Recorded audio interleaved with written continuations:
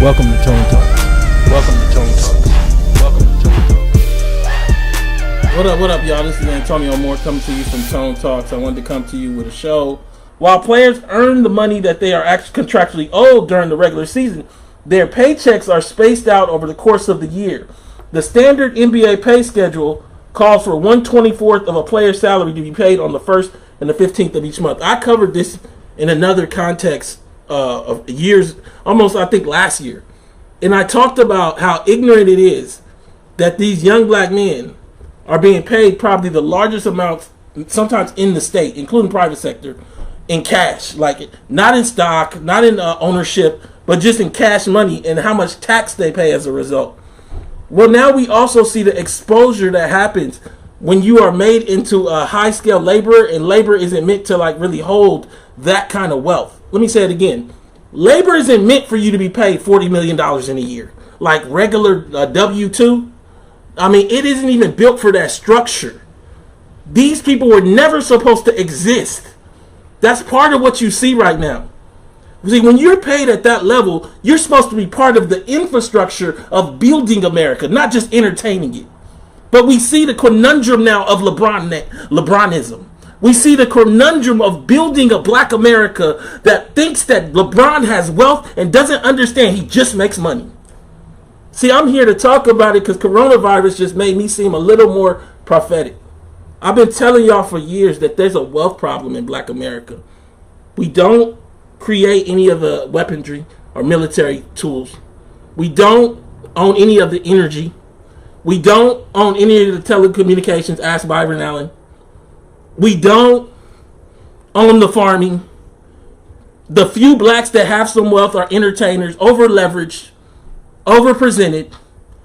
Too much is made of the little peanuts that they make. But now we see and can unpack how much those really are, just peanuts.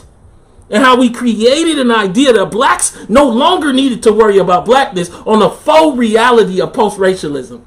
I'm talking today about a boycott because if they bring this back in late April or mid-May, we should boycott this thing as black America.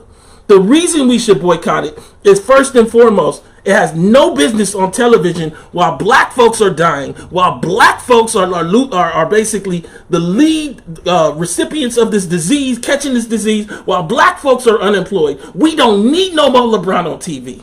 But let's go further. We don't need no children in our house thinking basketball's okay during a time we're supposed to be social distancing because the NBA players are doing it on TV. We need the role models that NBA Cares promised us. See, it was easy to do NBA Cares when all you had to do was do a playground. It's hard to do NBA Cares and show that the NBA cares when I need you to lose it all. I need you to put it all on the line and not play possibly the rest of the season. And everybody just going to have to deal with it how they deal with it. Just like black families and white families all across this country. I mean, even like when you get into Detroit don't deserve no NBA basketball team full of black people when 40% of the dead are black people from coronavirus.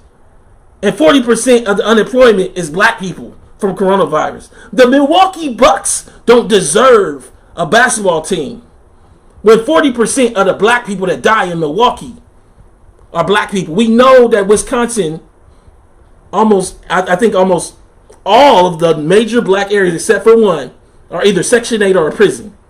They built the country this way. It's not accidental that the black people are dying like flies. But how do they have a basketball team to celebrate? To celebrate the realities of a nation, an Americanism that we ain't been allowed to take part in.